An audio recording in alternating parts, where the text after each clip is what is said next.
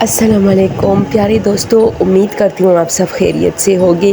और मेरी तबीयत बहुत नासाज है, जिसकी वजह से मैंने ढेर सारी स्टोरीज़ इंग्लिश में रिटर्न जो है अपलोड की है। मुझे ज़ुकाम हुआ है, गला ख़राब है, अब भी आप लोगों को लग रहा होगा। अच्छा दोस्तों, ये स्टोरी एक फ़ॉरेन कंट्री से ताल्लुक़ रखने वाले शख्स की है। वो कहता है कि मैंने एक बार सिग्नल तोड़ा था रोड पे, जिसकी वजह से मुझे जेल भेजा था सिर्फ़ एक दिन के लिए। तो वो कहता है कि जब मैं जेल गया तो मैंने देखा कि वो जेल काफ़ी बड़ा था और उसमें लोग बिल्कुल नहीं थे, यानी मेरी तरह कैदी। उसमें मैं जहाँ था, जिस लॉकर में था, वहाँ तो बिल्कुल कैदी नहीं थे।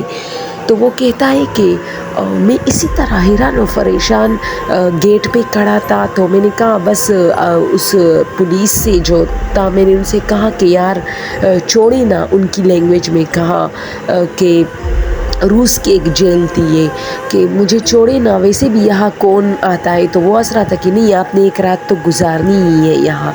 तो मैंने कहा ठीक है। अब मैंने कहा चलो ठीक है, एक रात गुजारनी है। बहुत ज़्यादा इसरार करने के बाद जब उसने मुझे नहीं छोड़ा तो एक रात गुजारनी थी मुझे। मैंने कहा चलो ठीक है। अब रात हो गई तो मैंने देखा कि वो पुलिस और वो जो अमला उस वक्त मेरे सामने मौजूद था, इतना ज़्यादा नहीं था, 8-9 लोग थे, वो चले गए।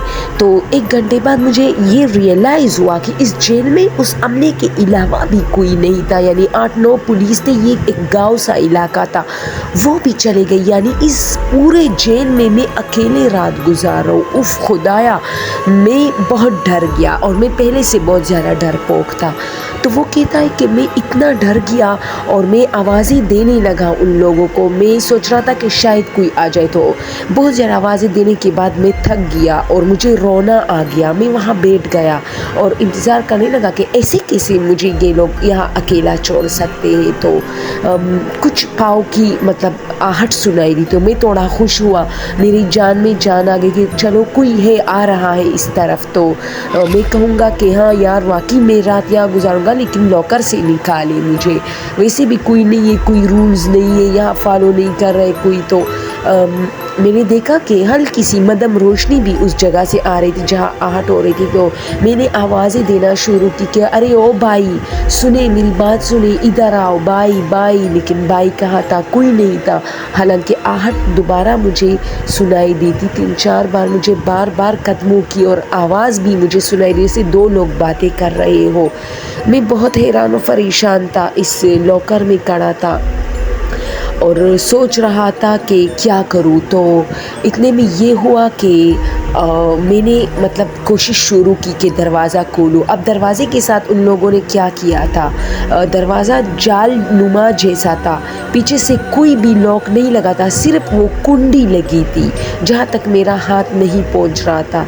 मैंने बहुत ही मुश्किलों से कुंडी खोलने की बहुत ज़्यादा मतलब एक कुव्वत लगा के मैंने कुंडी अपने पाँव से खोली, यानी उस तक मेरे सिर्फ पाँव पहुंच सकती थी, मेरे हाथ नहीं। तो मैंने हल्के हल्के उसको इस तरह थोड़ा सा हिलाया तो वो खुल गई।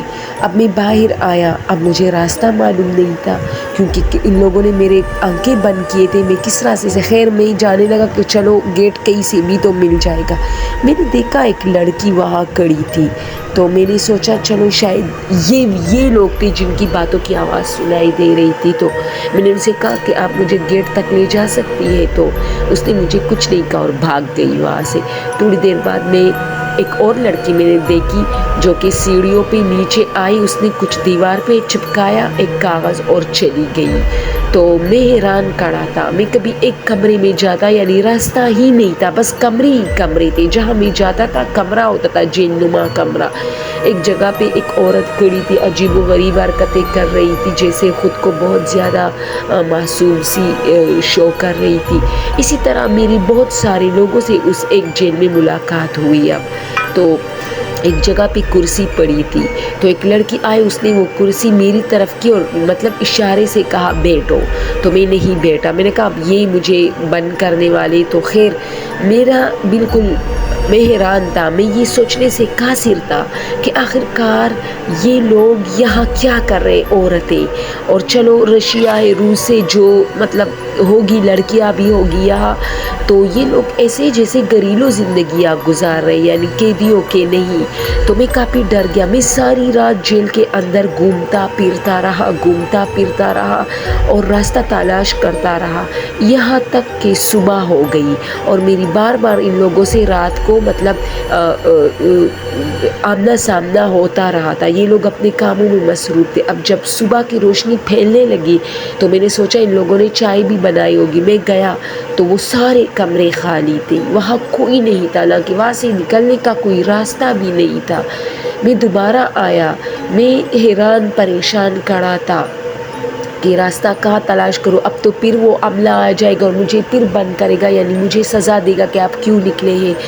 تو میں کبھی ایک کمرے کے اندر جاتا، اس کی روشن دان سے کھڑکی سے دیکھتا تو باہر راستہ مطلب باہر باقاعدہ صحن نظر آتا، لیکن جب میں اندر آتا تو اندر سے صحن تک کوئی راستہ ہی نہیں ہوتا تھا. میں بہت حیران پریشان. میں اپنے جس لاکر میں تھا میں اس میں واپس آ گیا. اب جب میں اس میں واپس آ گیا اور میں اندر داخل ہوا کہ اب یہ لوگ تو آئیں گے، تو اچانک ہنسنے کی آواز سنائی دی. میں نے پیچھے دیکھا تو ساری لڑکیاں اور جو عورتیں میں نے دیکھی تھی وہ کھڑے تھے اور کہہ رہے تھے کہ ابھی تو رات ہے، ابھی تو صبح ہی نہیں ہوئی. جب میں نے دیکھا تو واقعی کالا اندھیرا تھا. میں ڈر گیا. اب مجھے احساس ہونے لگا کہ کچھ تو ہے گڑبڑ اور میری تو آج موت لکھی ہے یہاں، کیونکہ میں اکیلا ہوں. تو میں نے قرآن مجید کی تلاوت شروع کی، میں نے آیات الکرسی شروع کی زور زور سے، اور میں نے خود پہ پونگ کی. اور مجھے اللہ نے ایک ایسی طاقت دی اس وقت کہ میں نے ان لوگوں کو کہا کہ چلو بیٹا جو کرنا ہے کر لو، آپ کر نہیں سکتے. اور میں نے آیات الکرسی تیز تیز پڑھی تو وہ لڑکیاں بھاگنے لگی، وہ لڑکیاں بھی بھاگی، وہ عورتیں بھی بھاگی. اور ایک عورت نے تو باقاعدہ مجھے کہا یہ راستہ ہے تمہیں نظر نہیں آتا، اس طرح اشارہ کیا. میں نے دیکھا میرے لاکر کے بالکل قریب تھا راستہ، جو کہ پہلے کمرہ تھا، یعنی پہلے میرے نکلنے کا راستہ نہیں تھا، اب ہے. تو میں نے کہا ٹھیک ہے. میں قرآن مجید کی تلاوت پڑھتا رہا اور اسی راستے سے میں واقعی صحن میں آ گیا. اور پھر گیٹس جو ہے ویسے ہی ان لوگوں نے باہر سے بند کیا تھا، میں گیٹ کے اوپر چڑھ گیا اور باہر روڈ پہ آ گیا. میں وہاں سے بھاگ نکلا. قرآن مجید کی تلاوت میں تب تک کرتا رہا جب تک میں آبادی تک نہ پہنچتا. میں آبادی میں پہنچا اور وہاں ایک ریسٹورینٹ میں میں نے چائے پی، اور یہ اب 4 ساڑھے 4 بجنے والی تھی، یعنی صبح ہونے والی تھی. میں اتنا ڈر گیا تھا کہ ریسٹورینٹ کے مالک کو میں بار بار دیکھ رہا تھا کہ کہیں یہ بھی تو جن نہیں ہے، کیونکہ میرے ساتھ جو ہوا تھا وہ جنات کا ہی وہ تھا.